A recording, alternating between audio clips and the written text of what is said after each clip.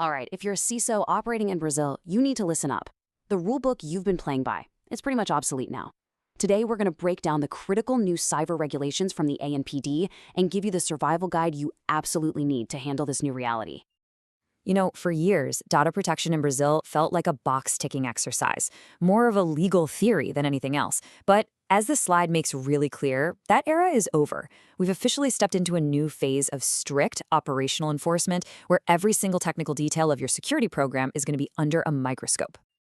Brazil's National Data Protection Authority, the ANPD, didn't just tweak the rules. They've basically thrown out the old playbook and written a brand new one from scratch.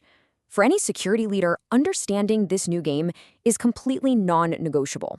So let's get into what I'm calling this regulatory tsunami.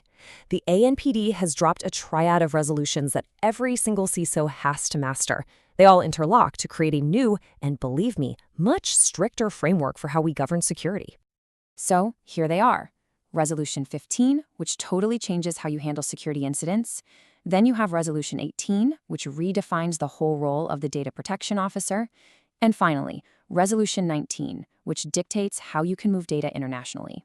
Let's tackle them one by one. First up, let's talk about a huge structural change that's coming from Resolution 18. For a lot of organizations, that old practice of having one person wear both the CISO and the DPO hats, well, that's now a direct violation of the rules. Let's find out why. The ANPD is basically asking this exact question. And their answer, which is now written directly into the regulation, is a very firm no. They're taking direct aim at that fundamental conflict of interest between the person who builds the defenses and the person who's supposed to independently audit them. Now, this slide breaks down that conflict just perfectly. I mean, look at the core mandates. The CISO is there to protect company assets, right? But the DPO's job is to protect individual rights. And during a crisis, the CISO is the doer. It's all hands on deck to contain the threat. But the DPO, they're the reporter, totally focused on regulatory notification. You see how these two roles are in direct opposition? You just can't effectively serve two masters at the same time. So here's the bottom line from Resolution 18. It's mandating a separation of duties. Simple as that. If your job is to decide how to secure the data, you cannot also be the person who independently audits that same work for compliance. It's all about creating genuine, unbiased oversight. Okay, the next major change comes from Resolution 15, and this one is all about speed. Your incident response playbook has a new, non-negotiable deadline, so it's time to get ready to beat the clock. 3, this number should be front and center for your entire security operations center. You now have 3 business days from the moment you become aware of an incident to formally notify the ANPD. The pressure is seriously on. And this slide really shows just how brutal that timeline is. The clock doesn't start when a CM alert fires. Nope. It starts the second you confirm personal data was actually accessed. And from that exact moment, you have to investigate, assess the risk, get your legal team spun up, and file a detailed report, all within about 72 hours. This requires a level of forensic readiness that, frankly, many teams just don't have yet. Now, you don't report everything. The key is whether the incident poses a significant risk. And for the first time ever, we have a clear definition. If a breach affects sensitive data like biometrics, financial data like credit cards, or authentication data like passwords, it's automatically considered high risk and it must be reported. All that ambiguity is gone. Our final rule, which is governed by Resolution 19, deals with the global nature of modern business. It's all about how you secure your digital borders when personal data needs to travel outside of Brazil. It is so critical to understand this distinction. If a Brazilian citizen directly uses a US-hosted website, that's considered an international collection. But if your Brazilian company collects that data and then sends it to, say, a cloud provider in the US, that is a transfer.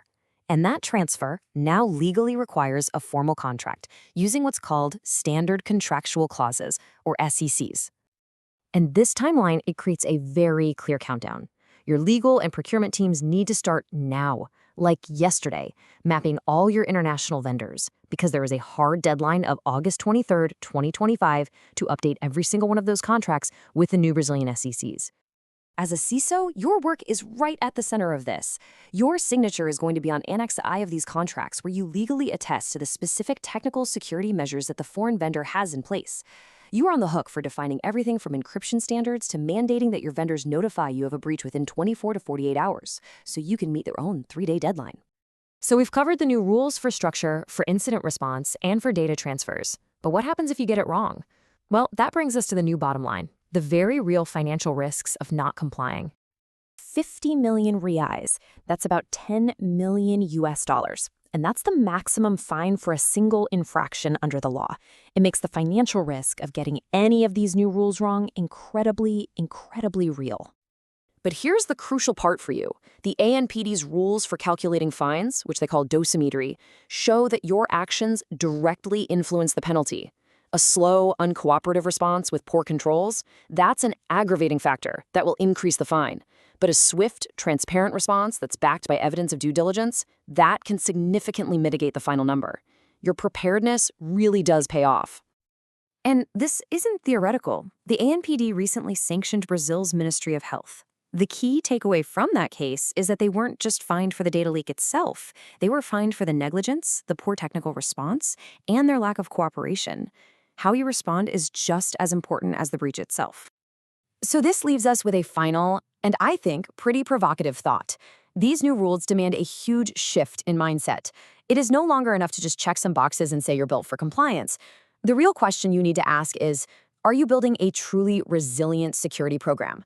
One that can withstand, respond to, and actually recover from an attack?